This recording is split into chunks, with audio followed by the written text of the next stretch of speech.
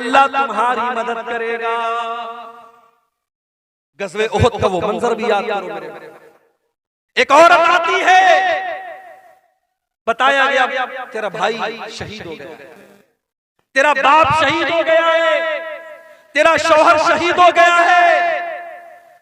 बाप के मरने की खबर सुनी, भाई के मरने की खबर सुनी, शौहर के मरने की खबर सुनी, सारी मुसीबतों पर सब्र कर लिया और फिर कहती है ओ लो ठीक है, मेरे बाप का इंतकाल हो गया, मेरा भाई शहीद हो गया, मेरा शौहर शहीद हो गया, मुझे ये बताओ कि अल्लाह के रसूल का क्या हाल है। लोगों ने कहा अल्लाह के रसूल बिल्कुल सही सलामत है। उसने कहा नहीं, जब तक मैं अपने नबी का दीदार न कर लूं, जब तक मैं अपने नबी को देख न लूं, मुझे चैन नहीं मिल सकता। लोगों ने दीदार कराया, लोगों ने दिखाया, देखो ये अल्लाह के नबी है। जब अल्लाह के नबी को देखती है तो क्या कहती है, कुल्लु मुसीबतिन बादक जलल या रसूल अल्लाह। अल्लाह के नबी आपके रहते हुए सारी मुसीबतें मेरे लिए आसान है। अल्लाह के नबी आप जिंदा हैं, आप सही सलामत हैं, मुझे बाप के जाने का, मुझे भाई के जाने का, मुझे शौहर के जाने का कोई दुख नहीं है।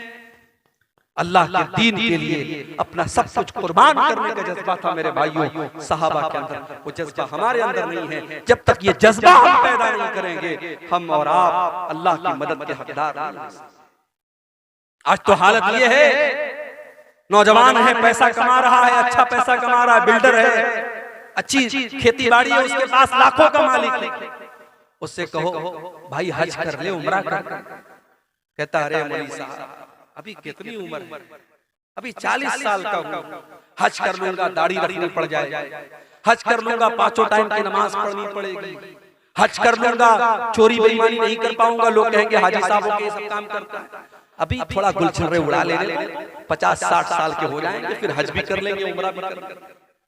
मुझे बताओ 40 साल वालों, क्या तुम लिखवा के लाए हो कि तुम 50 साल तक जिंदा रहोगे? क्या इस बात की गारंटी है कि तुम्हें आइंदा कोई बड़ी बीमारी नहीं? इतनी छोटी सी उम्र में मैंने अपनी आंखों से देखा है मेरे भाइयों, अपनी आंखों से देखा है कितने नौजवानों को अपनी आंखों से देखा है। कोई एक्सीडेंट में मारा गया, कोई घर से निकला था सैर और तफरीह करने के लिए, मेरी वाइफ मेरी अहलिया के खाला का बेटा था, हाफिज कुरान था, बड़ा नेक बच्चा था, आलिम भी था, घर से निकला था, बकरीद का मौका था, ईद उल अज़हा का मौका था, और अगर मेरी याददाश्त धोखा नहीं खा रही शायद चौथा दिन, दोस्तों के साथ बनारस में वो तफरीह करने के लिए, घूमने के लिए बाइक से निकला, और मेरी अहलिया अपने मायके में थी, और उनकी जो खाला थी, जो उस लड़के की माँ थी, वो भी अपनी बहन के घर आई थी। और बकरीद का त्योहार आप जानते हैं, खाने पीने का त्योहार है, तरह तरह की डिशेस खाई जा रही हैं। नौजवान लड़का घर से निकला है, त्योहार का टाइम है, बकरीद का मौका है, वो घर से ये सोच करके निकला है कि चलो हम खुशी मनाएंगे, हम थोड़ा दोस्तों के साथ सैर व तफरीह करेंगे। बाइक से वो निकलता है और मुगल सराय रेलवे स्टेशन से करीब में एक ट्रक आती है, और ट्रक का ड्राइवर शायद नशे में रहा हो या नींद के आलम में रहा हो, उसने उसकी बाइक में ऐसी टक्कर मारी है, ऑन द स्पॉट वो लड़का 18-20 साल का वो लड़का इंतकाल कर जाता है। और इतनी बुरी तरीके से एक्सीडेंट होता है, उसके सर का और उसके धड़ का जो हाल होता है वो बयान के बाहर है मेरे भाई। और त्योहार का मौका है, जब लाश घर में आती है और माँ बाप उसकी लाश को देखते हैं मेरे भाई, माँ बाप की आंखों से आंसू निकलते हैं। खुशी का त्योहार और खुशी का मौका गम में तब्दील हो जाता है मेरे भाइयों। मौत का फरिश्ता आपसे अपॉइंटमेंट लेकर के नहीं आएगा, आपसे पूछ करके नहीं आएगा कौन सी बीमारी, कौन सा एक्सीडेंट, कौन सी मुसीबत और कौन सा बहाना आपकी जिंदगी के खात्मे की खबर लेके आएगा, आप नहीं कह सकते मेरे भाइयों। नबी अकरम के सहाबा को जंगे बद्र का मौका है, हजरत उमैर इब्न हुमाम अंसारी एक नौजवान साहबी हैं, नौजवान साहबी खजूरें खा रहे हैं, और अल्लाह के नबी जंग बद्र में अपने सहाबा को जिहाद की अहमियत बता रहे हैं और अल्लाह की राह में लड़ने की अहमियत बता रहे हैं। अल्लाह के नबी सहाबा से कह रहे हैं, ऐ मेरे सहाबा, ये जंग बद्र का मैदान है, ये जन्नत का मैदान है, उठो और जन्नत को पाने के लिए लड़ पड़ो और अल्लाह की राह में कुर्बानी दे दो। हजरत उमैर इब्न हुमाम कहते हैं, ऐ अल्लाह के नबी, ऐ अल्लाह के नबी, क्या जन्नत इतनी बड़ी है कि जन्नत की चौड़ाई आसमान और जमीन के बराबर है? अल्लाह के नबी फरमाते हैं कि हाँ हाँ ऐ उमैर, जन्नत की चौड़ाई तो इतनी है। वो कहते हैं बखिन बखिन, क्या बात है, क्या बात है? अल्लाह के नबी फरमाते हैं, ऐ उमैर तुम ऐसा क्यों कह रहे हो? कहते हैं अल्लाह के नबी, इन्नी लअरजू, मैं उम्मीद करता हूँ कि मैं भी जन्नत में चला जाऊं। आपने फरमाया, हाँ ऐ उमैर, अगर तुम अल्लाह की राह में लड़ते लड़ते शहीद हो जाओगे तो तुम भी उसी जन्नत के हकदार बनोगे। उमैर इब्न हुमाम खजूरें हाथ में लिए हुए हैं, उन खजूरों को जमीन पर फेंक देते हैं। कोई कहता है मेरे भाई इन खजूरों को खा ले फिर तू मैदान जंग में जाना। कहते हैं नहीं नहीं, इन खजूरों के खाने में अगर टाइम वेस्ट करूंगा तो ये लेट हो जाएगा, देर हो जाएगी, मेरे पास इतना टाइम नहीं है, मेरे पास इतनी फुर्सत नहीं है। और हजरत उमैर इब्न हुमाम उसी हालत में मैदान जंग में कूद पड़ते हैं और अल्लाह की राह में शहीद हो जाते हैं। मेरे प्यारे साथियों, सहाबे किराम की जिंदगियां इस तरीके के वाक़यात से भरी भरी। हजरत हंज़ला को देखो, नई नई शादी हुई है और शादी की पहली रात अपनी बीवी के साथ है। हर नौजवान की जिंदगी में शादी की रात बड़ी उमंगों की रात होती है। हजरत हंज़ला अपनी बीवी के साथ हैं, शादी की पहली रात है और सुबह होती है और अल्लाह के नबी की तरफ से जिहाद का ऐलान होता है, जंग के मैदान में जाने का ऐलान होता है।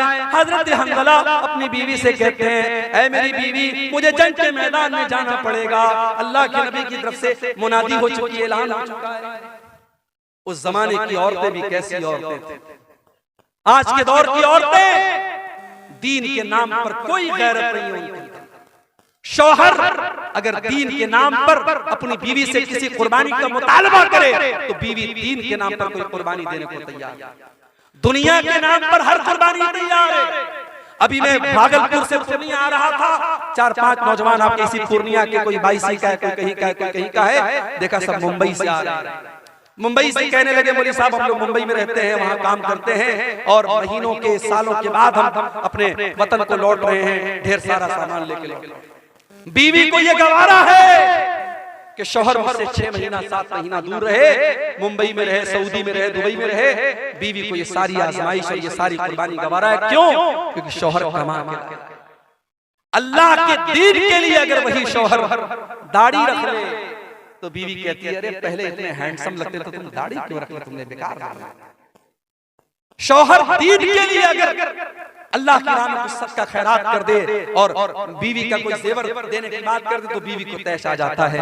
ये आज के दौर की औरतें हैं। मेरे प्यारे साथियों, हजरत हंज़ला शादी की पहली रात अपनी बीवी से कहते हैं, मुझे अल्लाह की राह में जाना है। नबी की तरफ से जिहाद का ऐलान हुआ है। हजरत हंज़ला की बीवी न चूं करती है न चरा करती, कहती बेशक आप जा सकते। हालांकि उसे पता है हो सकता है मेरा शौहर जिंदा ना आए, हो सकता है मेरे शौहर की लाश आए, हो सकता है मेरे शौहर की शहादत हो जाए, मौत हो जाए, लेकिन वो खुले दिल से इजाजत देती है। जिहादे मोहब्बत की आवाज गूंजी, कहा हंज़ला ने ये दुल्हन से अपनी इजाजत अगर दो तो जामे शहादत लबों से लगाने को दिल चाहता है। हजरत हंज़ला उसी हालत में जंग के मैदान में जाते हैं। उनके पास गुस्ल करने का भी टाइम न था, उनके पास पानी के जरिए तहारत हासिल करने का भी टाइम न था।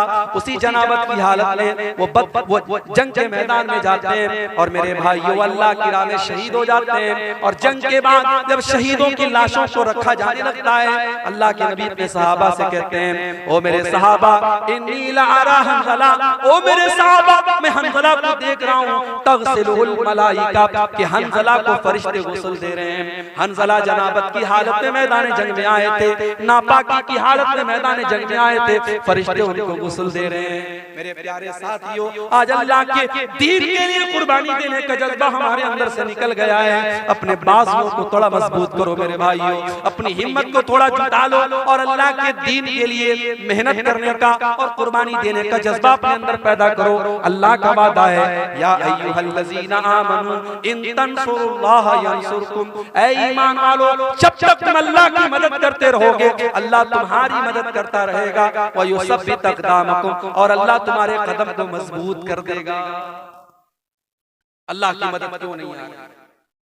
इसलिए नहीं आ रही क्योंकि हम लड़ रहे हैं आपस में। मौलाना जरजीर साहब गिरफ्तार हुए, बनारस के बरेलवियों ने, हमारे बरेलवी भाइयों ने, कितने भाइयों ने मिठाइयां तकसीम की कि चलो अहले हदीस का मौलाना गिरफ्तार हो गया, चलो हमारे मसलक के खिलाफ तकरीर करने वाला और दूसरे मसलक का मौलवी गिरफ्तार हो गया। लोगों ने खुशियां मनाई थी। और आज जब मौलाना सलमान अजहरी गिरफ्तार हुए तो उनको महसूस हुआ कि जब आग लगेगी तो घर तो हमारा भी जलेगा।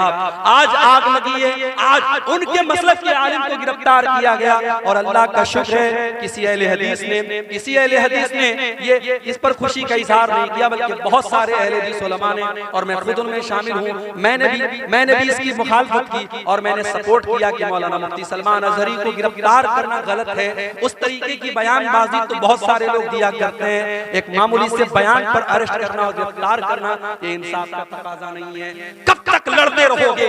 कब तक आपस में इस तरीके से मसलक के नाम पर खेल खेलते रहोगे? अगर आज इस्लाम का कोई दुश्मन आपके मुसलमान को पकड़ करके उससे जबरदस्ती कहता है तुम फला मजहब का नारा लगाओ और फला माबूद का नारा लगाओ, तो हम उसको देख करके हमें गुस्सा आता है। लेकिन आप जाओ देखो फेसबुक के ऊपर वो वीडियो भी आप देखो कि एक मुसलमान को बरेलवी मसलक के लोगों ने पकड़ा और कहा कि तू आला हजरत को मानता है कि नहीं मानता है, तू बरेली शरीफ को मानता है कि नहीं मानता है, तू फला फला को काफिर मानता है कि नहीं मानता है। ये मसलक की आग और ये फिरके की आग इस कदर लग चुकी है, एक मसलक का मुसलमान दूसरे मसलक के मुसलमान को पकड़ करके, जैसे मॉब लिंचिंग की गई मुसलमानों की, ऐसे एक मसलक का मुसलमान दूसरे मसलक की मॉब लिंचिंग करने के लिए तैयार है और उसको पकड़ करके धमका करके उससे अपने मसलक के नारे लगवा रहा है। कब तक हम लड़ते रहेंगे मेरे भाई? आज पानी सर से ऊंचा जा चुका है। जब हमारा दुश्मन मसलक की बुनियाद पर और फिरके की बुनियाद पर हमारे दरमियान कोई तफरीक नहीं करता, तो हम और आप अपने आप को तफरीक में क्यों बांटते हैं? आओ सीसा फैलाई हुई दीवार बन जाओ। और मैं बड़ी खुशी के साथ कहता हूं,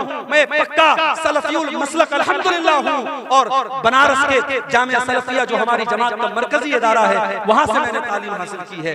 लेकिन आज अल्लाह का शुक्र है, फेसबुक के ऊपर आप देख लें, यूट्यूब के ऊपर आप देख लें, बड़ी तादाद में हमारे बरेलवी भाई, हमारे देवबंदी भाई भी मेरी तकरीरों को सुनते हैं। और यही मेराज का, शबे मेराज का मौका था, जिसको आमतौर से लोग शबे मेराज मानते हैं। हालांकि हमारा ये अकीदा नहीं है, हम ये तो मानते हैं कि अल्लाह के नबी को मेराज हुई, मगर मेराज कौन सी रात हुई, कौन से महीने में हुई, ये कंफर्मेशन हमें हदीसों की रोशनी में नहीं मिलता। लेकिन आमतौर से लोग 27 रजब को शबे मेराज मानते हैं कि उसी रात में मेराज हुई। बनारस से 100 किलोमीटर दूर, बनारस से 100 किलोमीटर दूर एक जगह पड़ती है मछली शहर, वहां पर बरेलवी भाई हर साल प्रोग्राम कराते हैं मेराजुल नबी के नाम पर। आप YouTube पर जाके देख ले, वहां मुझे तकरीर का मौका दिया गया। बरेलवियों का मजमा है, उनके नारे लग रहे हैं, उनके उलमा बैठे हैं वहां पर। अल्हम्दुलिल्लाह मैंने तकरीर की और कुरान और हदीस की रोशनी में की, और जो सही बात है, जो किताब और सुन्नत की बात है, वो मैंने बयान की। मेरे भाइयों, हम चाहते हैं कि ऐसा माहौल बने, एक दूसरे का एहतराम हम करना सीखें, एक दूसरे के उलमा का एहतराम करना हम सीखें। हमारे जो इख्तिलाफात हैं हम एक दायरे में रह करके उसको हल कर सकते हैं। लेकिन आज मसलक खेलने का टाइम नहीं है मेरे भाई। हमारी तारीख ये बताती है, अंदलुस जैसा मुल्क मुसलमानों से खाली हो गया, वहां की मस्जिदों को अस्तबल बना दिया गया, वहां की मस्जिदों में दास के अड्डे और शराब के अड्डे बन गए। क्यों? जाओ इतिहास उठा के देखो, तारीख उठा के देखो, अंदलुस के मुसलमान आपस में लड़ पड़े, छोटी छोटी रियासतें कायम हो गई, अंदलुस के अलग अलग इलाके में छोटी छोटी हुकूमतें कायम हो गई। और जब दुश्मन ने हमला किया, दुश्मन का साथ अपने मुसलमान भाई के खिलाफ दिया उन लोगों ने, नतीजा ये ये निकला अंदुलुस के अंदर से मुसलमान खत्म हो गए। और आज आप अंदुलुस में देखिए, तलाश करना पड़ेगा, दूर दूर तक आपको कोई मस्जिद नहीं मिलेगी, कोई मुसलमान नहीं मिलेगा। मेरे भाइयों, अगर हम इस तारीख से अपने आप को बचाना चाहते हैं, हमें अपने अंदर इत्तेहाद पैदा करना पड़ेगा, यूनिटी पैदा करना पड़ेगा, इत्तेहाद पैदा करना पड़ेगा। और जब हम इत्तेहाद की बात करते हैं तो माफ कीजिए, हर चीज में इत्तेहाद की बात आती है। आगे मुल्क में हुक्मरानी किसकी होगी, मुल्क के इक़्तिदार पर कौन बैठेगा, हम डिसाइड तो नहीं कर सकते कौन बैठेगा, मगर हम ये तो बता सकते हैं कि हम मुसलमान इस मुल्क में हम मुत्तहिद होकर के हम वोटिंग करते हैं।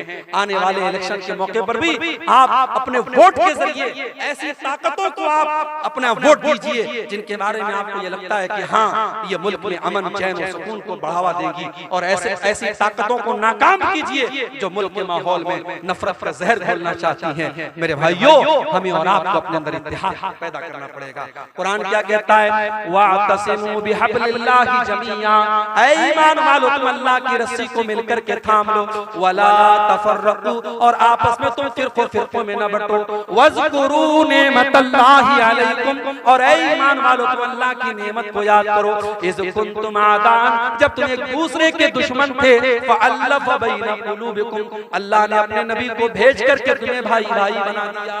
आज तो हालात ये हैं, एक सगा भाई अपने सगे भाई की जमीन पर नाजायज कब्जा करके बैठा, एक सगा भाई, दोनों एक माँ के बच्चे हैं, एक पेट से पैदा हुए हैं, एक बाप का खून दोनों की रगों में दौड़ रहा है, लेकिन सगा भाई अपने सगे भाई की जमीन पर नाजायज कब्जा करके बैठा है। सगा भाई अपने भाई के खिलाफ अदालत में केस लड़ रहा है और उसको मालूम है जमीन मेरी नहीं है, जायदाद मेरी नहीं है, मेरे भाई की है, मगर पैसे और जमीन और जायदाद की ऐसी लालच है, अपने भाई के खिलाफ केस लड़ रहा है। कान खोल करके सुन लो, मेरे नबी की अदालत का फैसला, दुनिया की अदालत का फैसला बाद में देखना, सुप्रीम कोर्ट और हाई कोर्ट का फैसला बाद में देखना, पहले देखो हमारे नबी की अदालत का क्या फैसला है। अल्लाह के नबी फरमाते हैं कि दो लोग मेरे पास आते हैं अपना केस लेकर, और एक आदमी की बात सुन करके मैं फैसला कर देता हूँ, क्योंकि मैं इंसान हूँ, मुझसे भी गलती हो सकती है, हो सकता है एक इंसान चिकनी चुपड़ी बातें करता हो, दूसरा इंसान अपनी बात ढंग से पेश न कर पाया हो। कान खोल करके सुन लो, अल्लाह के नबी फरमाते हैं, अगर मैंने फैसला गलत कर दिया, जिसकी जमीन नहीं थी, जिसकी जायदाद नहीं थी, जिसका हिस्सा नहीं था, उसको मैंने दे दिया, फइन्नमा अक़तउ लहू क़ितअतम मिनन नार। कान खोल करके सुन लो, मैं उसको जमीन का टुकड़ा नहीं दे रहा हूँ, मैं उसको जहन्नम की आग का टुकड़ा दे रहा हूँ। ओ लोगों, अपने भाई की, अपनी बहन की जमीन आपने नाजायज तरीके से हथिया भी ली, आपने जमीन नहीं हथियाई, आपने बिल्डिंग नहीं ली, आपने घर नहीं लिया, आपने खेत नहीं लिया, आपने तो जहन्नम का टुकड़ा ले लिया, आपने तो बहुत बड़ा घाटे का सौदा कर लिया, घाटे का सौदा। मेरे भाइयों, कुरान कह रहा है कि मुत्तहिद हो जाओ, अल्लाह के बंदो भाई भाई बन जाओ। नबी के सहाबा भाई भाई बन करके रहे। मक्का के मुहाजिर जब मदीना पहुंचे, मदीना के अंसारियों ने खुले दिल से कहा कि हमारे भाइयों, हमारे घर के दरवाजे आपके लिए खुले हैं। यहाँ तक कहा जमीन मेरी है, खेत मेरा है, जायदाद मेरी है, लेकिन नबी ने आपको मेरा भाई बनाया है, आ जाओ हम जमीन के दो टुकड़े कर देते हैं, घर के दो हिस्से कर देते हैं, खेत के दो हिस्से कर देते हैं, आधा तुम ले लो, आधा मैं ले लेता हूँ। यहाँ तक कहा मेरी दो बीवियां हैं, तुम किसी एक को पसंद कर लो, मैं तलाक दे देता हूं, तुम निकाह कर लेना।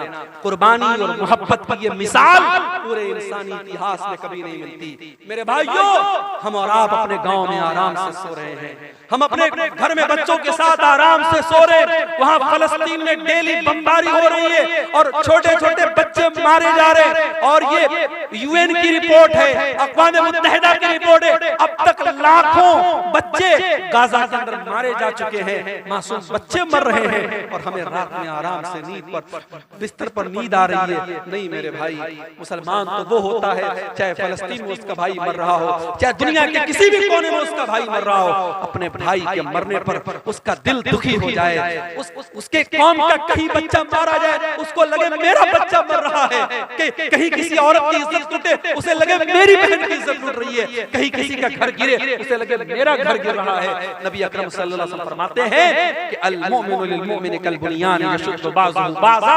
मुसलमान तो मुसलमान के लिए एक इमारत की तरह होना चाहिए, एक बिल्डिंग की तरह होना चाहिए। जैसे एक बिल्डिंग जब तैयार होती है उसमें पिलर्स भी खड़े किए जाते हैं, उसमें बाकायदा स्लैब भी डाला जाता है, उसमें सीमेंट का अपना रोल होता है, उसमें छड़ का अपना रोल होता है, उसमें सरिया का अपना रोल होता है। जैसे एक बिल्डिंग तैयार होती है और बिल्डिंग का हर मटेरियल दूसरे मटेरियल को ताकत देता है, मुसलमान मुसलमान को ताकत देने वाला बने, मुसलमान मुसलमान का सपोर्टर बने, मुसलमान मुसलमान का हमदर्द बने।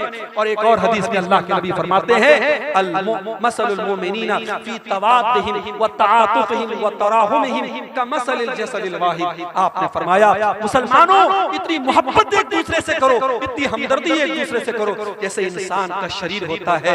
मानव शरीर में, इंसान के जिस्म में कहीं एक कांटा भी चुभता है पूरा बदन बेचैन हो जाता है। मुसलमानों तुम्हारे दरमियान इतनी मोहब्बत होनी चाहिए। आओ इत्तेहाद अपने अंदर पैदा करो बिरादरीवाद के नाम पे।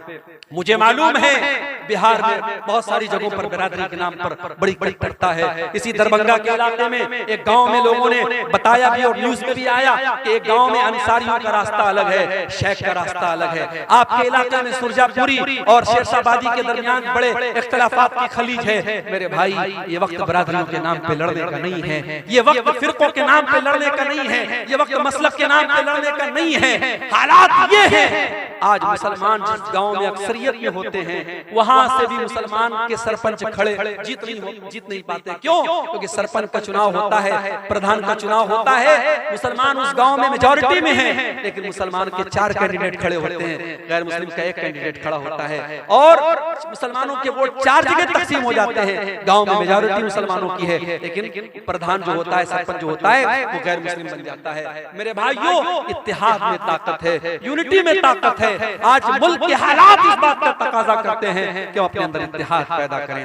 मेरे भाइयों आज अल्लाह की मदद अगर चाहिए तो हमें और आप मुत्तहिद होना है। इसी तरीके से अगर अल्लाह की मदद चाहते हो तो तौहीद की हिफाजत करो और शिर्क से बचो। अल्लाह मुशरिक की मदद कभी नहीं करेगा। अल्लाह का वादा है हम तुम्हारी मदद करेंगे। शर्त क्या है?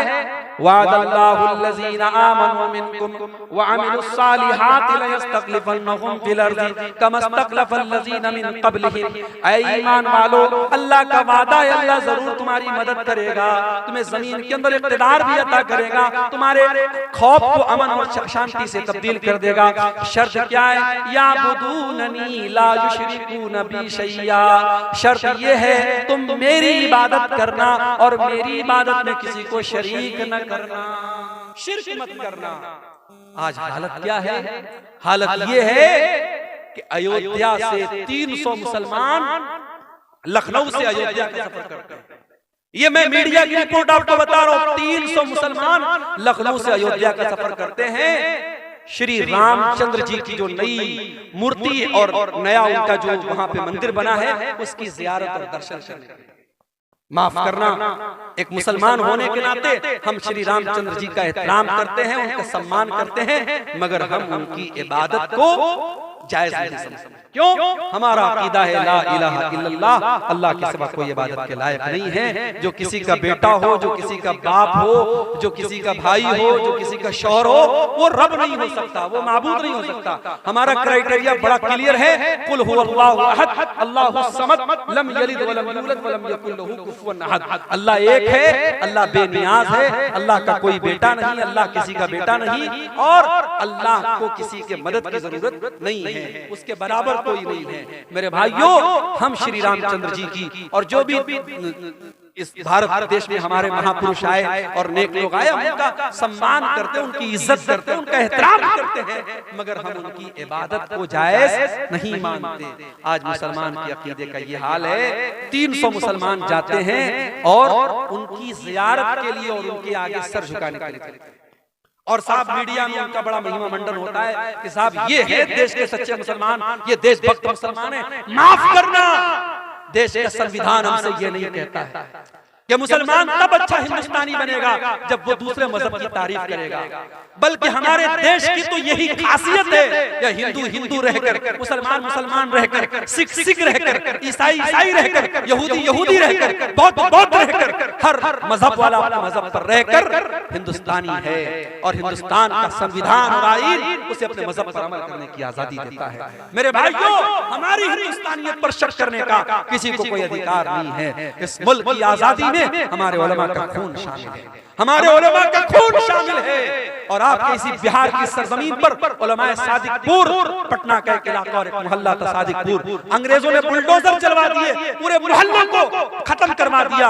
और जवाहरलाल नेहरू ने कभी कहा था कि मुल्क में की आजादी में तमाम लोगों की कुर्बानी एक तरफ है और उलमाए सादिकपुर की कुर्बानी एक तरफ है। मेरे प्यारे साथियों, हमारे उलमा के खून बहे हैं, हमारे उलमा ने फांसी के फंदे पर झूले हैं और काला पानी की सजाएं उन्होंने झेली हैं, तब जाकर ये मुल्क आजाद हुआ है। इस मुल्क को हम न कभी छोड़े हैं और न छोड़ेंगे इंशाअल्लाह। ये बात याद रखो मेरे भाइयों, इस मुल्क का कोई फैसला हमारी आवाज के बगैर अधूरा है।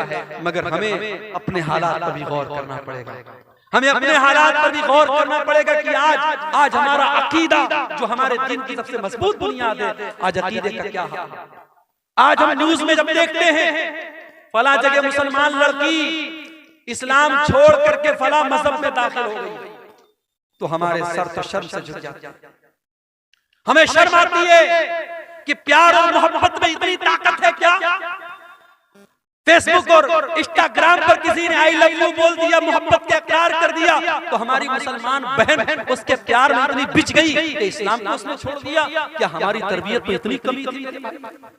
नहीं मेरे भाई, कहीं न कहीं तो पानी मर रहा है, कहीं न कहीं तो कमी हो रही है। वरना हमारे इतिहास, हमारी तारीख में तो उन औरतों का तस्करा हमने पढ़ा है। सुमैया बिन्त खय्यात नाम की उस औरत को देखो, उसके शौहर के सामने और उसके जवान बेटे के सामने जब अबू जहल ने कहा था कि ऐ सुमैया तुम मोहम्मद का दीन छोड़ दे, तो इस्लाम छोड़ दे वरना हम तुझे खत्म कर देंगे। सुमैया ने कहा मैं इस्लाम को नहीं छोड़ सकता।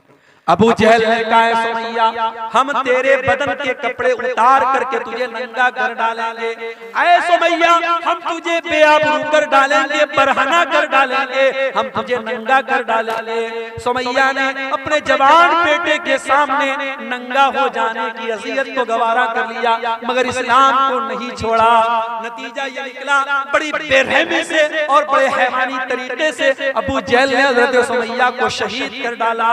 इस्लाम की राह में पहली शहादत पाने वाली खातून हजरत सुमैया है। मेरी प्यारी माओ बहनों, आपकी तारीख तो ऐसी औरतों से भरी पड़ी है, मगर आज हालात ये हैं, मुसलमान लड़की स्कूल में जा रही है, कॉलेज में जा रही है, स्कूल में पढ़ा रही है, आंगनबाड़ी में काम कर रही है, गैर मुस्लिमों के साथ टच में है, और वहां किसी गैर मुस्लिम ने प्यार का इजहार किया, प्यार का इकरार किया, और ये उसके जाल में फंस गई। और जाल में ही नहीं फंसी बल्कि अपने इस्लाम को, अपने दीन को छोड़ने के लिए तैयार हो गई।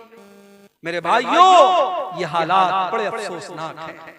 और अगर हमने अपने बच्चों और बच्चियों की सही तरबियत नहीं की, उनको इस्लाम के बारे में नहीं बताया, याद रखो आने वाले 20 सालों में इर्तिदाद की बड़ी लहर आने वाली है, बड़ा सैलाब आने वाला है, क्योंकि बड़ी गहरी चालें चली जा चुकी हैं, बड़ी मजबूत प्लानिंग बनाई जा चुकी है। हालांकि हमारा ईमान अपने रब पर है, वल्लाहु खैरुल माकिरीन। प्लानिंग करने वाले अपनी प्लानिंग करते रहेंगे और अल्लाह की अपनी प्लानिंग चलती रहेगी। और अकबर इलाहाबादी ने कहा था, इस्लाम की फितरत में, कुदरत में लचक दी है, उतना ही ये उभरेगा जितना के दबाओगे। नूरे खुदा है कुफ्र की हरकत पे खंदजन, फूकों से ये चिराग बुझाया न जाएगा। कोई मुर्तद होता है, कोई इस्लाम को छोड़ देता है, अल्लाह की कसम अल्लाह का कोई नुकसान नहीं कर सकता, इस्लाम का कोई नुकसान नहीं कर सकता। नुकसान तो उसका अपने आप का होता है। अल्लाह कुरान में कहता है, वमन यर्तदिद मिनकुम फयमुत वहुवा काफिरुन फउलाइका अस्हाबुन नार। जो मुर्तद होकर के मर जाए, जो इस हालत में मर जाए कि वो ईमान की हालत में न मरे, कुफ्र की हालत में मर जाए, तो वो दुनिया और आखिरत में फउलाइका हबितत अमालुहुम फी दुनिया वल आखिरह, दुनिया में भी उसके अमाल बर्बाद और आखिरत में भी उसके अमाल बर्बाद हो जाएंगे। फउलाइका अस्हाबुन नार, वो जहन्नम में जाने वाले हैं। अपने बच्चों के अकीदे की फिक्र करो मेरे भाइयों। आज रोजी रोटी की फिक्र करते हो, आज हमें फिक्र है आने वाले वक्त में क्या होगा। अरे क्या होगा, ज्यादा से ज्यादा ये होगा मार दिए जाएंगे, खत्म खत्म हो जाएंगे, हमें ये कबूल है, मगर अपने ईमान और दीन को छोड़ना ये कबूल नहीं है मेरे भाई।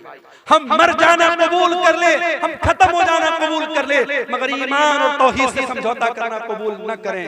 याद करो अपने बाप इब्राहिम अलैहिस्सलाम को। इब्राहिम अलैहिस्सलाम जब अपने लख्ते जिगर इस्माइल को और अपनी बीवी हाजरा को जब मक्का की बियात हो गया, सरजमीन पे छोड़ के जाने लगे, तो क्या दुआ की थी उन्होंने? कहा था वजुनुबनी व बनी या नाबुदल असनाम, परवरदिगार मेरे बीवी बच्चों को ऐ अल्लाह तू शिर्क से बचाना, बुत परस्ती से बचाना, ऐ अल्लाह मेरी औलाद को तू शिर्क से बचाना।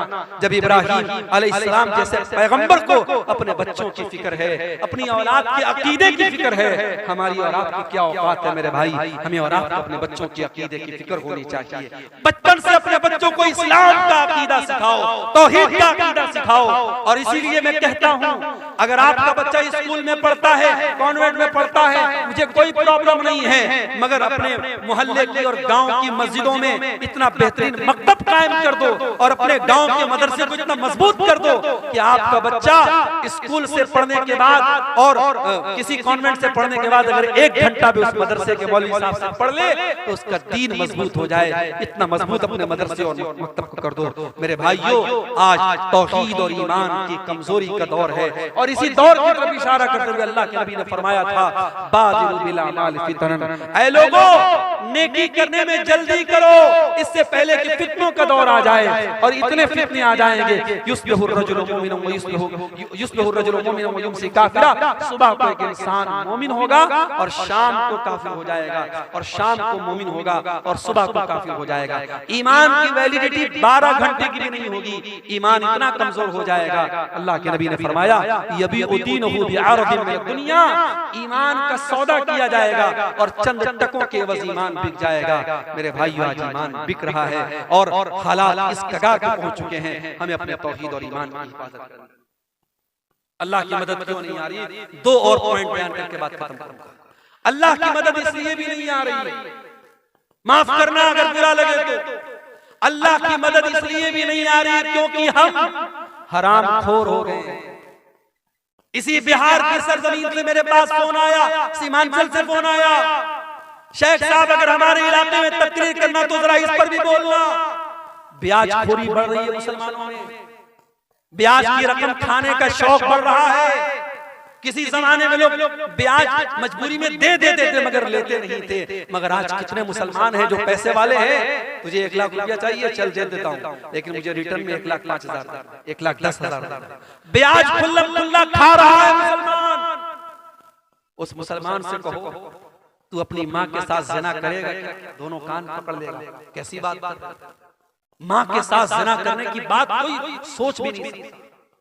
अरे अपनी माँ के साथ ज़िना करने से बड़ा गुनाह है सूद खाना, क्योंकि माँ के साथ ज़िना करने वाले के बारे में अल्लाह ने ये नहीं कहा कि जो अपनी माँ के साथ ज़िना करता है वो अल्लाह से जंग करता है, रसूल से जंग करता है। मगर ब्याजखोर के बारे में अल्लाह कुरान में कहता है, फ़इल्लम तफ़अलू फ़अज़नु बिहर्बिन मिनल्लाहि व रसूलिही, ऐ ब्याज खाने वाले अगर तूने ब्याज खाना नहीं छोड़ा तो आजा अल्लाह से जंग कर ले, रसूल से। है किसी में ताकत? है किसी की औकात? है किसी की हैसियत कि वो अल्लाह से जंग करे, वो रसूल से जंग करे? मेरे भाइयों, ब्याजखोरी बढ़ रही है। और दूसरी चीज मेरे नौजवानों, जुए की लत बढ़ रही है। आजकल नई नई कंपनियां आ रही है क्रिप्टो के नाम से, फला कंपनी में पैसा लगा दो, फला कंपनी में पैसा लगा दो।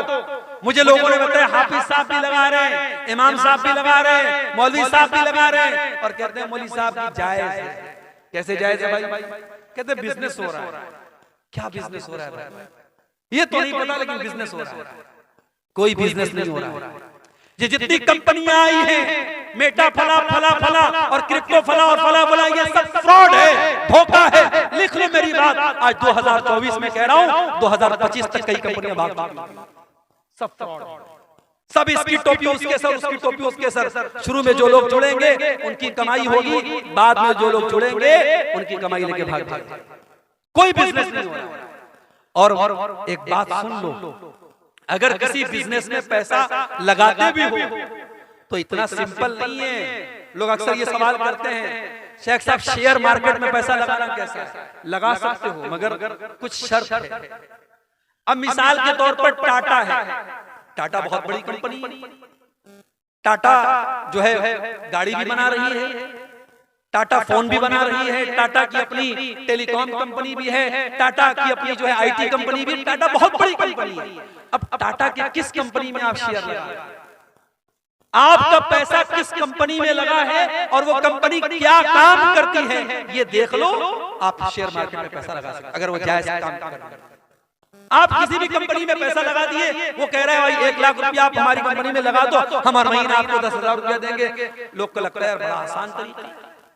अभी कुछ दिनों पहले हैदराबाद और मुंबई में एक बहुत बड़ी कंपनी, मैं नाम नहीं लूंगा, आप लोग सुने होंगे, जानते होंगे, उसमें मुसलमान नाम देखकर और उलमा का नाम देखकर लोगों ने पैसा लगाया, करोड़ों लोगों का पैसा डूब गया। कितने बंबई के हमारे जानने वाले उलमा का पैसा डूब गया। कितने लोगों ने अपने फ्लैट बेच दिए, घर बार बेच दिया कि जब बैठे बिठाए 50,000 रुपया मिल रहा है तो घर मकान को रखने की जरूरत, सब बेच दिया और करोड़ों रुपया उनका डूब गया। मेरे प्यारे साथियों, इस तरीके के धोखेबाजों से होशियार। आप अपने पैसे को हलाल जगह लगाओ, जायज जगह लगाओ, अल्लाह का नाम लेके लगाओ। बिजनेस है, कभी प्रॉफिट होगा कभी लॉस होगा, लेकिन अगर आपकी नीयत सही होगी अल्लाह जरूर बरकत देगा। और सहाबा में हमें करोड़पति सहाबा मिले। याद रखो, पूरी अमानतदारी के साथ और पूरी बसीरत के साथ कह रहा हूं, पैसा कमाओ। हमें उलमा की भी जरूरत है, हमें पैसे वालों की भी जरूरत है। ये पैसे वाले न हो मदरसे नहीं चल सकते। हमें करोड़पतियों की भी जरूरत है। हमारी मस्जिदें, हमारे मदरसे, हमारे दिन के काम कैसे चलेंगे? करोड़पति बनो, हलाल तरीके से बनो मेरे भाई, हराम तरीके से पैसा मत कमाओ। जुए के जरिए, सट्टे के जरिए रातों रात अमीर बनने के सपने बंद कर दो। मेहनत करो, मजदूरी करो, बिजनेस में पैसा लगाओ, बिजनेस के जरिए पैसा कमाओ। नीयत सही होगी और आपके मुकद्दर में लिखा होगा, यकीनन आप आगे बढ़ेंगे। मेरे प्यारे साथियों, अल्लाह के नबी ने फरमाया कि जिस बदन के अंदर हराम की कमाई जाती है, फन्नारु औला बिही, वो बदन जहन्नम की आग। और यही नहीं, अल्लाह के नबी सल्लल्लाहु अलैहि वसल्लम यहाँ तक फरमाते हैं, अगर कोई हराम कमाई खाता है और बहुत लंबा सफर करके उसके बाल मैले हो जाते हैं, उसके कपड़े मैले हो जाते हैं, और अल्लाह की बारगाह में हाथ फैला के दुआ करता है, या रब्बी कह के दुआ करता है, लेकिन वमतअबहु हराम वमशरबहु हराम वमलबसहु हराम वगुज़िया बिल हराम, उसका खाना हराम कमाई का, उसका पानी हराम कमाई का, उसका कपड़ा हराम कमाई का, उसकी परवरिश हराम कमाई की, तो अल्लाह के नबी फरमाते हैं फअन्ना युस्तजाबु लिज़ालिक, उसकी दुआ कहां से कबूल होगी? ब्याज खाने वाला उम्रा कर ले, हज कर ले, खाने काबा का दरवाजा पकड़ पकड़ के रो रो के दुआ करे, उसकी दुआ कैसे कबूल होगी जब मेरे नबी कहते हैं हरामखोर की दुआ कबूल नहीं होती? मेरे भाइयों, आज अल्लाह की मदद इसलिए भी नहीं आ रही है क्योंकि मुसलमान पैसा कमाने की अंधी रेस में लग चुका है। ब्याज भी खा रहा है, जुआ भी खेल रहा है, सट्टा भी खेल रहा है, ऑनलाइन एप्स के जरिए हराम तरीके से पैसा भी कमा रहा है। मेरे भाइयों, कमाई को हलाल करो, कमाई को हलाल करो। सलफ कहा करते थे, अतिब मत मामा का तो जब दावत का, अपनी कमाई को, अपने खाने को हलाल कर लो, हमारी दुआ कबूल होगी, अल्लाह की मदद आएगी अगर हमारी कमाई हलाल हो जाए। इसी तरीके से मेरे भाई, अगर हम चाहते हैं कि अल्लाह की मदद आए, मेरे नौजवान साथी, आपको अपनी जवानी की हिफाजत करनी पड़ेगी, अपनी जवानी की अहमियत को समझना पड़ेगा। अल्लाह की कसम, दिल दुखता है जब फजर की नमाज में ये चंद बूढ़े हमें मस्जिद में नजर आते हैं। नौजवान कहां मर गए? मेरी कौम के नौजवान कहां मर गए? वो रात को 2-2 बजे तक, 3-3 बजे तक व्हाट्सएप पर चैटिंग करते रहे, लड़कियों से बातें करते रहे, अय्याशियां करते रहे, फेसबुक की रील्स देखते रहे, यूट्यूब के शॉर्ट देखते रहे, बेहयाई के मनाजिर देखते रहे। रात को 3-3 बजे तक हमारा नौजवान ये सब देख रहा है। और फजर की अजान जब होती है और मुअज्जिन कहता है अस्सलातु खैरुम मिनन नौम, नमाज नींद से बेहतर है, हमारा नौजवान बिस्तर पे सोया रहता है। मेरे नौजवानों, ये अजान की आवाज सिर्फ 70 साल वालों के लिए नहीं, आपके लिए भी है। और मेरे रब की कसम, आप जब फजर की नमाज में उठ के जाते हैं, शैतान जलील होता है, शैतान पछताने लगता है कि मैं इस नौजवान को कैसे रोक नहीं पाया, इसको मैं फजर की नमाज में कैसे मैं रोक नहीं पाया। नौजवानों, अपने आप को नमाज का पाबंद बना। और बाद नौजवान मुझसे पूछते हैं, मेरे पास व्हाट्सएप पर मैसेज भी आता है, शेख साहब गंदी आदत में पड़ गया, गंदे वीडियोस देखने की आदत हो गई, लड़कियों से चैटिंग करने की आदत हो गई, हराम काम की आदत पड़ गई। शेख साहब को ये इलाज बता दीजिए, कोई तरीका बता दीजिए। आओ तरीका बताता हूं कुरान की रोशनी। गंदी आदतों से बचना है, बुरी आदतों से बचना है, अय्याशी से बचना है, मोबाइल के गलत इस्तेमाल से बचना है। एक नुस्खा बताता हूं, नोट कर लो मेरे भाई। कुरान में अल्लाह फरमाता है फखलफ मिन बादिहिम खल्फुन अदाउस सलात वत्तबउश शहवाति फसौफ यल्कौन गय्या। अल्लाह कुरान के 16वें पारे में फरमा रहा है कि जो लोग नमाज नहीं पढ़ते हैं, जो लोग नमाज की पाबंदी नहीं करते हैं, वही लोग ख्वाहिशात की पैरवी करते हैं, वही लोग शहवतों की पैरवी करते हैं और वही लोग जहन्नम में जाएंगे। इसका उल्टा ये मतलब निकला कि जो नमाज की पाबंदी करेगा, जो पांचों टाइम की नमाज हर हाल में पढ़ेगा, वो ख्वाहिशात की पाबंदी से बचेगा, वो गलत शहवतों से बचेगा, वो औरत के फितने से बचेगा। वो जिसको ये रात में फिक्र होगी मुझे सुबह फजर की नमाज जमात के साथ पढ़नी है, वो रात में कोई गंदा काम करने के पहले 1000 बार, वो मोबाइल पर कोई गंदी चीज देखने के पहले 1000 बार सोचेगा कि यार मैं नमाजी आदमी हूं, ये चीज मुझे सूट नहीं करती है, वो बंद कर देगा। वो नहीं। अगर बचना चाहते हो नमाज की पाबंदी करो। और यही बात अल्लाह कुरान के 21वें पारे में कहता है उतलु मा उहिया इलैका मिनल किताब व अक़िमिस सलाह इन्नस सलाता तन्हा अनिल फ़हशाइ वल मुनकर। ऐ नबी, कुरान की तिलावत करो और नमाज की पाबंदी करो। नमाज बेहयाई और बुराई से रोकती है। ये दो काम कर लो, कुरान की तिलावत पाबंदी से करो और नमाज पाबंदी से पढ़ो, फिर देखो बेहयाई से बचते हो कि नहीं बचते हो, बुराई से बचते हो। मेरे भाइयों, नमाज की पाबंदी करो। और नमाज कोई मामूली चीज नहीं है, टेंशन को दूर करने वाली चीज नमाज। मैं मानता हूं इस वक्त हालात बड़े बेचैन कर देने वाले हैं। मीडिया में आने वाली खबरें, यूपी की खबरों से बिहार वाले परेशान, बिहार की खबरों से यूपी वाले परेशान, तमिलनाडु की खबरों से नॉर्थ इंडिया के मुसलमान परेशान। ये मीडिया आज हमको परेशान कर रहा है, डिस्टर्ब कर रहा है। आज इस माहौल में नमाज हमारी बहुत बड़ी जरूरत भी है। मेरे नमाज पढ़ो और कुनूत नाज़िला का इत्मीनान करो। मेरे नबी दुश्मनों पर बद्दुआ करने के लिए कुनूत नाज़िला पढ़ते थे। आज कुनूत नाज़िला पढ़ो और नमाज की पाबंदी करो। अल्लाह कुरान में कहता है वस्तईनु बिस्सब्रि वस्सलाह, सब्र और नमाज के जरिए अल्लाह की मदद तलब करो। मेरे भाई, मेरे नबी जब टेंशन में होते थे, परेशानी में होते थे, हजरत हुज़ैफा रज़ियल्लाहु ताला अन्हु कहते हैं अल्लाह के नबी नमाज के लिए खड़े हो जाते थे। आज हमें नमाज की अहमियत पर भी तवज्जो देने की जरूरत है। और आखिरी चीज, हमारी माएं बहनें इस उम्मत की बड़ी कीमती मता है। इस उम्मत की माएं बहनें, इस उम्मत की औरतें, इस उम्मत की बहुत कीमती दौलत है। क्यों? क्योंकि ये किसी की माँ बनती हैं, किसी की बीवी बनती हैं, किसी की बेटी होती है, किसी की बहन। एक औरत के कई रूप होते हैं और इस्लाम ने औरत के हर रूप की बड़ी इज्जत दी। इस्लाम में औरत को पूजा तो नहीं गया, औरत की इबादत तो नहीं की गई। इस्लाम में इबादत सिर्फ अल्लाह की है, मगर औरत अगर माँ है तो इस्लाम ने कहा उसकी इज्जत करो, उसके कदमों के नीचे तुम्हारी। औरत अगर बीवी है, कुरान कहता है वमिन आयातिही अन खलक लकुम मिन अनफुसिकुम अज़वाजन लितस्कुनु इलैहा। बीवी तुम्हें सुकून पहुंचाती है, तुम्हारे घर को शांति देती है, तुम्हारे बच्चों को पालती है, तुम्हारे दिल को सुकून पहुंचाती है।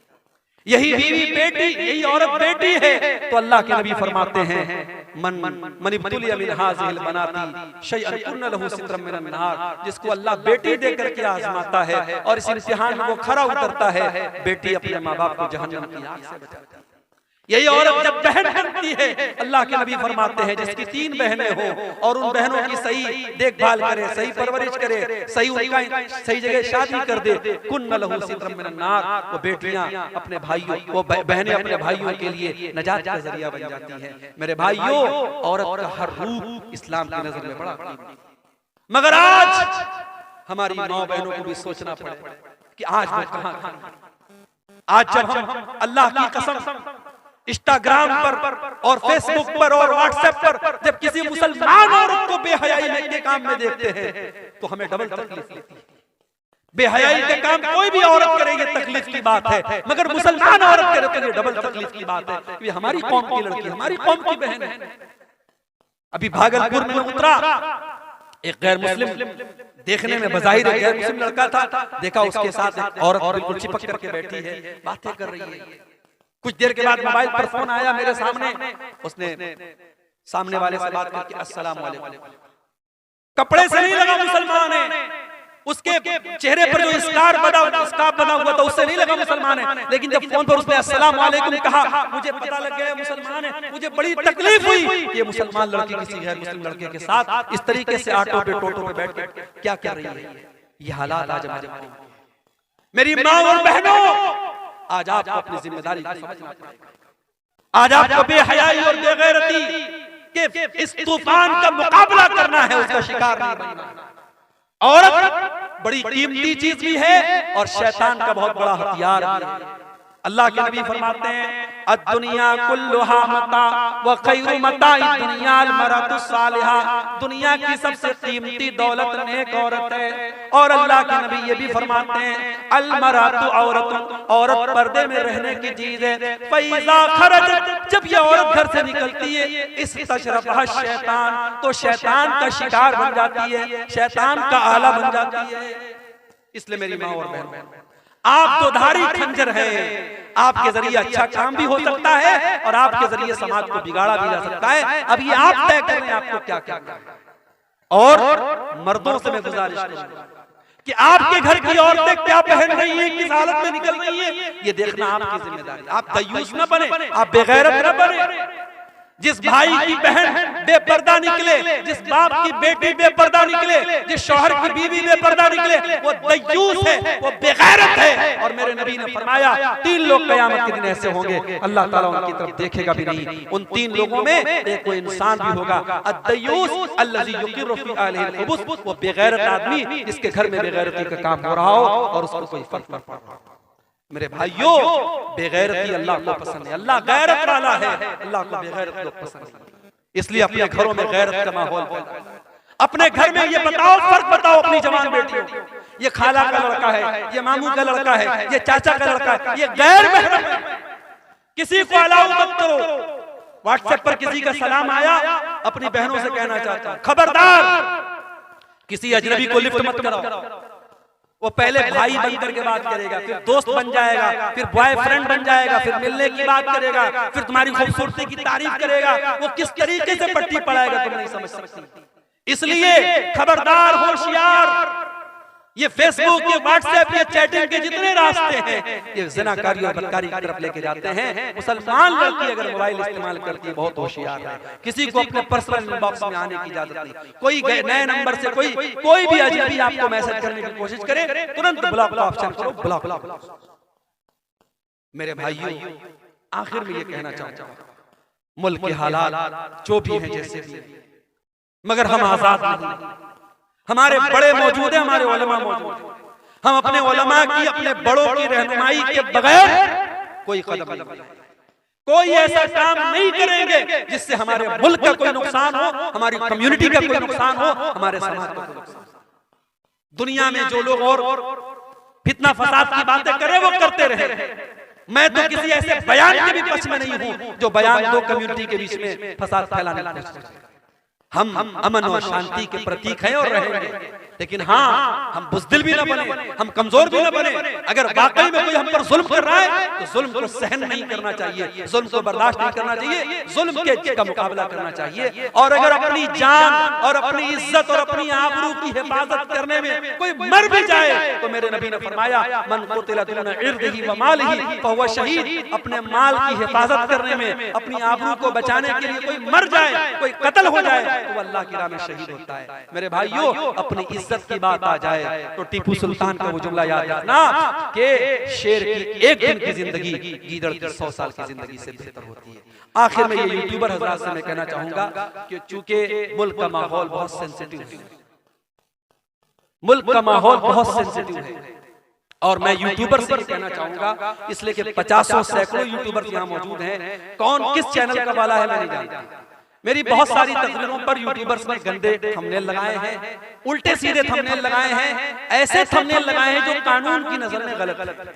जो तकरीर में मैंने जो बात नहीं कही है वो थंबनेल लगा के आप लोग लगाते हैं। आज की तकरीर में ऐसा कुछ नजर नहीं आना चाहिए। मैंने आपको वजाहत कर दी है, आज की तकरीर में ऐसा कुछ अगर नजर आया तो मैं आपके खिलाफ एक्शन लूंगा। अभी हमारे भाई ने एक बात कही कि शराब के ऊपर भी थोड़ा सा बोल दीजिए। आप जानते हैं बिहार में हुकूमत की तरफ से शराब बंद है, गुजरात में बहुत पहले से शराब बंद है, मगर ये अजीब मसला है जहां शराब बंद है, डाटा बताता है गुजरात में शराब एक जमाने से बंद है, लेकिन सबसे ज्यादा शराब गुजरात में पी जाती है। बिहार में शराब बंद है, मगर शराबियों ने बताया, शराबियों से पूछो तो बताएंगे कि शराब पहले से ज्यादा अवेलेबल हो जाती है शराब पीने वाले। तो देखो, कानून के डंडे से शराब नहीं रुक रही, कानून के डंडे से शराब नहीं रुक रही। किससे रुकेगी? ईमान की ताकत से। कुरान की आयत उतरी किस माहौल में? जिस माहौल में शराब पानी की तरह लोग पीते थे, हर दस्तरखान पे शराब रहती थी, और इसीलिए शराब इकट्ठे हराम नहीं हुई, शराब 3 स्टेप में हराम। पहले अल्लाह ने सूरह बकरा की आयत नाज़िल की, यसअलूनका अनिल खम्र वल मैसिर कुल फीहिमा इस्मुन कबीरुन व मनाफिउ लिन्नास व इस्मुहुमा अकबरु मिन नफ़इहिमा। ऐ नबी, लोग आपसे शराब के बारे में पूछते हैं, जुआ के बारे में पूछते हैं। ऐ नबी, आप बता दीजिए कि शराब और जुआ में कुछ फायदा है, लेकिन ज्यादा नुकसान, उसका नुकसान ज्यादा है, फायदा कम। अब ये शराब में क्या फायदा था? शराब पीने वाले कहा करते थे उसको पी करके हमारे में ताकत आ जाती है। जुआ खेलने वाले कहते थे जुआ खेल करके हम रातों रात अमीर बन जाते हैं। तो अल्लाह ने कहा चलो फायदा है लेकिन नुकसान ज्यादा है। शराब पी के तुम बहुत गलत काम करते हो, जुआ खेल के बहुत गलत काम करते हो। ये पहली आयत। दूसरी आयत सूरह निसा के अंदर अल्लाह ने फरमाया ला तक़रबुस सलात व अंतुम सुकारा। देखो, शराब पी करके नमाज के करीब मत जाओ। फिर तीसरी आयत उतरी सूरह माइदा, इन्नमल खम्रु वल मैसिर वल अंसाब वल अज़लामु रिजसुन मिन अमलिश शैतान। शराब, जुआ और पासे के तीर और गैरुल्लाह के आस्ताने, ये सब गंदे काम हैं शैतान के। जब ये आयत उतरी, सहाबे किराम शराब पी रहे थे। जैसे ही कुरान की आयत उतरी और नबी ने आके बताया कि ऐसी आयत उतरी है, सहाबा ने अपने घर से शराब के सारे बर्तन निकाल निकाल के तोड़ के फेंक दिए। शराब पूरे मदीना की गलियों में पानी की तरह। आज हमारे मुल्क में गुटखा बिक रहा है, सिगरेट बिक रही है, बीड़ी बिक रही है। बीड़ी के पैकेट पे लिखा हुआ है, सिगरेट के पैकेट पर लिखा है tobacco is dangerous to health. तंबाकू का इस्तेमाल सेहत के लिए बहुत खतरनाक है। टोबैको कॉजेस कैंसर, तंबाकू से कैंसर होता है। हुकूमत छपवा भी रही है, उस पर फेफड़े की खतरनाक तस्वीर भी बनी है, कैंसर की तस्वीर भी बनी है, और वही हुकूमत लाइसेंस दे रही है और बीड़ी भी बिक रही है, गुटखा भी बिक रहा है, सिगरेट भी बिक रही है। मेरे भाइयों, दुनिया के कानून और दुनिया के एडवर्टाइजमेंट के जरिए जो काम नहीं हुआ मोहम्मद रसूलुल्लाह के दौर में, जब एडवर्टाइजमेंट नहीं था, जब टीवी और रेडियो का दौर नहीं था, सिर्फ एक कुरान की आयत पर पूरे मदीना में शराब की नदियां बह गई। हम उसी नबी का कलमा पढ़ने वाले हैं। हमें कोई शराब का नुकसान न भी बताए, हमारे लिए तो इतना काफी है कि मेरे नबी ने शराब को हराम करार दिया और मेरे नबी ने कहा है शराब इतनी गंदी चीज है तो शराब पिएगा कयामत के दिन जहन्नमियों का पीप और मवाद उसे पिलाया जाएगा।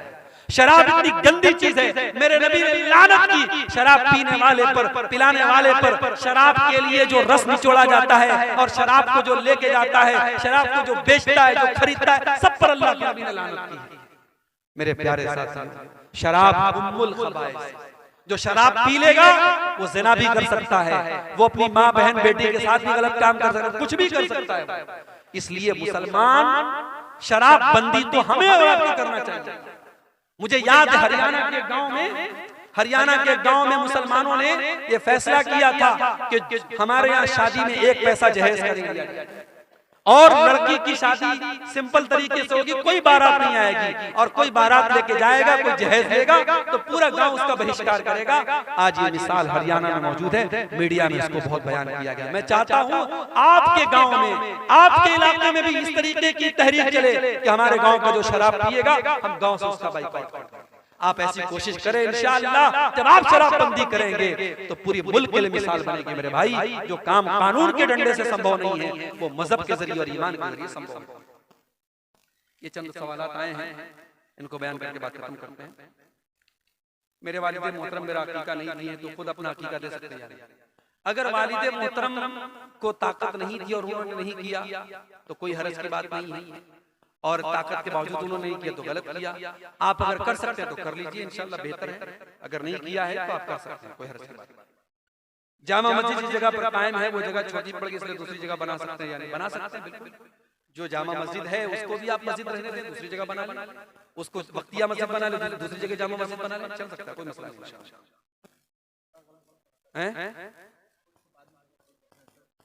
तब भी कर सकते हैं, अगर उससे करीब में मुत्तसिल में जगह नहीं मिल पा रही है तो कर सकते हैं। अच्छा, उसको बेच करके उस पैसे से दूसरी जगह लेना चाहते हैं। अब ये तो फिर थोड़ा सा मुश्किल मसला है, इसके बारे में उलमा से पूछना पड़ेगा। इसके बारे में आप अपने इलाके के उलमा से एक फतवा निकलवा लें। रिश्वत लेकर नाहक फैसला करना आम है, ये सवाल नहीं बता रहे कैसा हो रहा है, बिल्कुल गलत हो रहा है। और मुझे कई जगहों के बारे में पता लगा कि जो सरदार लोग होते हैं, जो पंच लोग होते हैं, पैसा लेकर के किसी एक पक्ष का वो पक्षपात करते हैं। तो ये देखिए, किसी के बारे में गलत फैसला करना ये तो ऑलरेडी बहुत बड़ा गुनाह है, लेकिन जिसको पंच बनाया गया है उसको तो एक तरीके से काजी बनाया गया, जज बनाया गया, और जज जब गलत फैसला करेगा तो ये बहुत बड़ा गुनाह है। इसको अल्लाह ताला क्या डबल सजा मिलेगी, इसको हिसाब देना पड़ेगा। तो इसलिए जो इंसान पंच है, जो फैसला करने का जिसको इख्तियार दिया गया है, वो हमेशा अपनी छवि को इतना पाक साफ रखे, कोई रिश्वत नहीं चलेगी उसके यहाँ, जो हक है जो सही है उसका वो साथ दे, उसको ऐसा करना चाहिए। किस किस नमाज में दुआए सना पढ़ना होगा और किस नमाज में, हर नमाज में दुआए सना पढ़ना होगा। दुआए सना पढ़ना जरूरी तो नहीं है, फर्ज तो नहीं है, लेकिन सुन्नत है, मुस्तहब है। अब दुआए सना आप बेहतर ये है कि वो पढ़ें जो सही बुखारी और मुस्लिम वगैरह में आई है, अल्लाहुम्मा बाइद बैनी व बैन खताया, ये पढ़ें। और वो भी आप पढ़ सकते हैं सुभानक अल्लाहुम्मा बिहम्दिका व तबारक अस्मुका व तआला जद्दुका व ला इलाहा गैरुक, लेकिन ये पहली वाली जो मैंने पढ़ी वो ज्यादा बेहतर और ज्यादा मुस्तहब है। जनाजे की नमाज में अल्लामा अलबानी रहमतुल्लाह की तहकीक ये है कि दुआए सना का सबूत नहीं मिलता है। तो जनाजे की नमाज में आप औज़ु बिल्लाह बिस्मिल्लाह पढ़ के डायरेक्ट सूरह फातिहा पढ़ेंगे और सूरह फातिहा के बाद आप कोई और सूरत मिला लेंगे।